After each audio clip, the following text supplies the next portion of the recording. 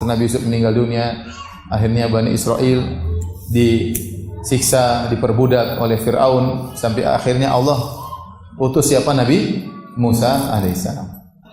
Setelah utus Nabi Musa, kemudian Nabi Musa karena Fir'aun terus menyiksa Bani Israel, akhirnya Nabi Musa disuruh oleh Allah untuk membawa lagi Bani Israel keluar dari Mesir. Kemudian akhirnya Allah menenggelamkan Fir'aun dan bala tentaranya.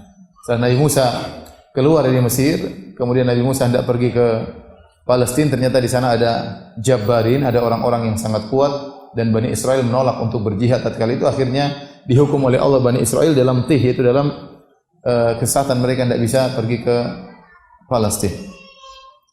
Intinya akhirnya setelah itu di zaman tersesat 40 tahun tersebut Nabi Musa meninggal dunia.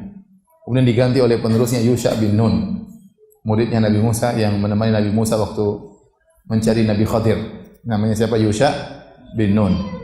Yang waktu dia berperang, pernah dia berdoa kepada Allah, ya Allah, aku berjihad, tolong matahari ditahan. Karena kalau matahari terbenam, jihad selesai. Sementara dia belum selesai berjihad, maka Allah tahan matahari tidak terbenam agar dia menyelesaikan apa? Jihadnya. Itulah Yusha bin Nun alaihissalam. Setelah Yusha bin Nun, kemudian muncul nabi lain terus. Nabi Ayub dan seterusnya sampai akhirnya muncul namanya Nabi Samuel. Ada yang mengatakan Samuel itu bahasa Ibrani, kalau bahasa Arabnya Ismail ya. Tapi intinya ada seorang nabi namanya Nabi Samuel atau kalau di Injil ditulisnya Samuel. Nabi inilah di zaman Nabi inilah kemudian nanti muncul Nabi Daud alaihissalam. Kita bacakan, alam tara ilal mala'i min bani Israil min ba'di Musa. Tidakkah engkau perhatikan tentang kisah pembesar-pembesar Bani Israel di satu zaman jauh setelah zaman Nabi Musa alaihissalam. Idh qalu li nabiyyin lahum ib'ats lana malikan nuqatil fi sabilillah. Tatkala mereka berkata kepada nabi mereka yaitu Samuel, ya, utuskanlah bagi kami seorang raja yang kami akan berjihad dengan raja tersebut di jalan Allah Subhanahu wa taala. Ini di zaman mereka tertindas, di zaman mereka terusir dari negeri mereka, dari Palestina. Kemudian anak-anak mereka ditawan sehingga mereka dalam kondisi susah. Maka mereka minta agar diutus seorang raja yang mereka hendak berjihad melawan musuh-musuh mereka dengan bersama raja tersebut. Mereka minta kepada nabi mereka. Maka nabi tersebut berkata, "Qala hal asaitum in kutiba alaikumul qitalu alla tuqatilu." Kata sang nabi, jangan-jangan nanti kalau diwajibkan jihad kepada kalian tidak berjihad. Kata mereka, qalu wa ma lana alla nuqatila fi sabilillah wa qad ukhrijna min diyarina wa abnaina. Kenapa kami tidak berjihad wahai nabi? Kami pasti berjihad, ya. Kenapa kami tidak berjihad wong kita sudah terusir dari negeri kita? Anak-anak kita ditawan, ukhrijna min diyarina wa abnaina, kami terpisahkan dari negeri kami, terpisahkan dari anak-anak kami yang ditawan oleh mereka. Kami akan berjihad. Kenapa tidak berjihad? Kata Allah, falamma kutiba alaihimul qitalu tawallaw illa qalilan minhum. Tatkala kemudian Allah wajibkan jihad bagi mereka, ternyata mereka berpaling, hanya sedikit yang mau berjihad. Tadinya kita ngapain pasti berjihad. Itu Bani Israel seperti itu ya. Sudah berjanji mau berjihad, ternyata tatkala diwajibkan jihad, terjadi apa yang dikhawatirkan oleh nabi mereka, ternyata mereka banyak berpaling, cuma sedikit yang mau berjihad.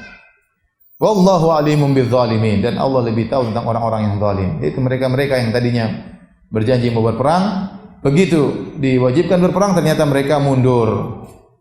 Oleh karenanya kata para ulama tatkala mengambil faedah dari ayat ini, seorang jangan bersandar kepada kemampuannya. Di antara doa Nabi sallallahu alaihi wasallam, wala takilna ila nafsi tarfata ain. Ya Allah, janganlah kau serahkan diriku kepada diriku sendiri meskipun hanya sekejap mata. Kita harus serahkan urusan kita kepada Allah Subhanahu wa taala. Seorang jangan pede terhadap dirinya, tapi dia pede pada dirinya jika dia sudah bersandar kepada Allah, baru dia boleh pede. Kalau dia langsung pede kepada dirinya, pede kepada kemampuannya, lupa bahwa ini semua dari Allah Subhanahu wa taala, maka tidak diperbolehkan.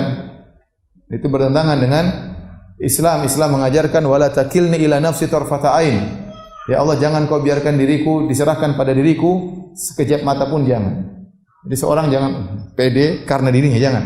Tapi dia boleh pede karena dari Allah Subhanahu wa taala. Allah sudah beri saya kemampuan, Allah itu dia boleh seperti itu. Dia bertawakal kepada Allah baru dia boleh pede. Adapun dia langsung pede pada kemampuannya maka tidak boleh. Inilah mereka karena mereka langsung mengatakan, "Kenapa kami tidak berperang? Kami sudah terusir dari negeri kami, anak-anak kami di tahun kami masih berperang." Mereka lupa bahwasanya segala kemampuan dari siapa? Dari Allah Subhanahu wa taala. Akhirnya begitu diwajibkan perang, hanya sedikit yang berani maju. Dan akhirnya Allah sebutkan Nabi tersebut akhirnya berdoa kepada Allah dan Allah utus seorang raja untuk bersama mereka berperang. Kata Allah Subhanahu wa taala, "Wa qala lahum nabiyyuhum, innallaha qad ba'atha lakum Taluta malika." Maka nabi mereka berkata kepada mereka, pembesar-besar Bani Israel, sungguhnya Allah telah mengutus kepada kalian Talut sebagai raja. Talut ini orang miskin. Jadi dahulu di zaman Bani Israel kata para ahli tafsir, yang keturunan Nabi biasanya dari sibt ini, dari suku ini. Bani Israel kan ada 12 suku. Bani Israel 12 suku. 12 suku itu kembali kepada Yusuf dan saudara-saudaranya alaihissalam. Adanya suku Yusuf, ada suku Benyamin, ada suku Yahuda, ada 12 suku. Intinya golongan Nabi berasal dari satu suku, golongan raja dari satu suku. Sementara Talut ini bukan dari keturunan Nabi, bukan dari keturunan golongan apa? Raja. Dan dia seorang yang miskin. Qalu, waktu Nabi mereka bilang Allah utus Talut jadi raja, mereka protes. Ini Bani Israel kurang ajar ya. Jadi sudah minta sama Nabi, ya Nabi kirimkan kami raja, minta sama Allah.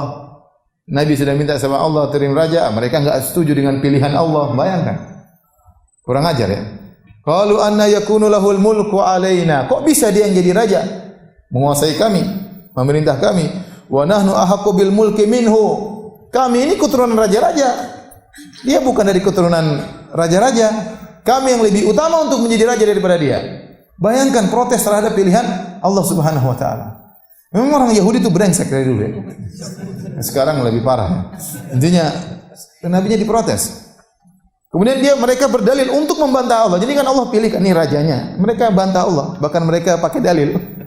Kata mereka, kami yang lebih utama, walam yu'ta sa'atan minal mal. Dan dia tidak punya harta. Dia tidak diberi kelapangan harta. Bagaimana mau jadi raja? Raja itu harus kaya, keturunan raja, keturunan bangsawan. Ini orang miskin, enggak punya harta. Mungkin pekerja di pasar kok tiba-tiba jadi raja, tapi Allah yang pilih. Apa kata Nabi tersebut menjelaskan yang disebut oleh para ahli tafsir? Nabi Samuel alaihissalam dia berkata, innallaha astafahu alaikum wahai Bani Israel. Allah sudah pilih bagi kalian. Allah sudah pilihkan. Mau diapain lagi? Innallaha astafahu alaikum. Allah sudah pilihkan dia menjadi raja bagi kalian. Kemudian wazadahu bastatan fil ilmi wal jism. Dan Allah telah berikan kepada Talut ya bastah yaitu kelebihan kelapangan dalam ilmu dan kekuatan tubuh. Jadi dia punya ilmu dan dia punya kekuatan. Dan ini adalah dua sifat yang penting bagi seorang pemimpin, bagi seorang raja. Berilmu dan kuat, terutama zaman dahulu. Dalam peperangan, dalam jihad yang dibutuhkan bukan uang yang banyak, bukan keturunan bangsawan, bukan darah biru ya. Tetapi yang diperlukan terutama di zaman tersebut adalah tubuh yang kuat dan otak yang cerdas, ilmu yang luas. Maka mereka lupa. Maka Nabi Samuel menjelaskan kepada mereka, Talut pantas jadi raja. Meskipun dia bukan keturunan bangsawan, tapi dia adalah seorang yang cerdas, diberikan ilmu, dan dia adalah orang yang kuat. Wallahu yu'ti mulkahu may yasha. Kemudian Nabi bantah lagi. Urusan kerajaan Allah berikan kepada yang Allah kehendaki. Tidak harus dari keturunan raja. Wallahu wasi'un alim. Dan Allah Maha luas karunia dan Allah Maha mengetahui. Jadi saya baca ini ya heran aja, orang Bani Israel sudah dipilihkan oleh Tuhan ya, masih enggak setuju dengan pilihan apa? Tuhan. Bahkan protes, bahkan mengeluarkan argumentasi untuk membantah siapa? Tuhan. Akhirnya dibantah oleh Nabi Samuel. Kemudian untuk mendatangkan dalil lagi bahwasanya Talut adalah seorang raja, maka Nabi Samuel berkata, "Wa qala lahum nabiyyuhum inna ayata mulkihi an ya'tiyakumut tabutu fihi sakinatun min rabbikum wa baqiyatun mimma taraka alu Musa wa alu Harun tahmiluhul malaikah." Berkatalah Nabi Samuel kepada mereka, kepada Bani Israel, sungguhnya tanda-tanda bahwasanya dia seorang raja, bahwasanya akan datang tabut. Tabut suatu semacam sunduk, semacam kotak. Ini banyak versi dalam buku tafsir ya.